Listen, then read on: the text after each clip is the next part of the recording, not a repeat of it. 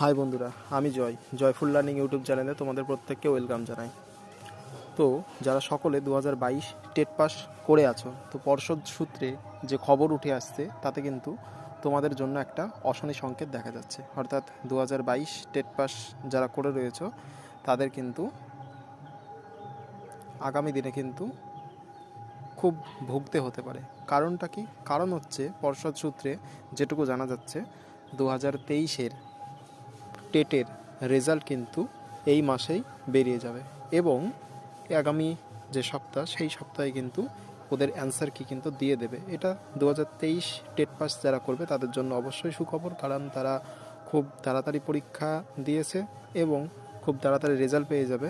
এবং তার চেয়েও বেশি সুখবর 2023 টেটের জন্য যে তারা আগামী যে ইন্টারভিউয়ের ভ্যাকান্সি দেবে সেই ইন্টারভিউয়ের ভ্যাকান্সিতে তারা অংশগ্রহণ করতে পারবে। কিন্তু এখানে লসটা হয়ে যাবে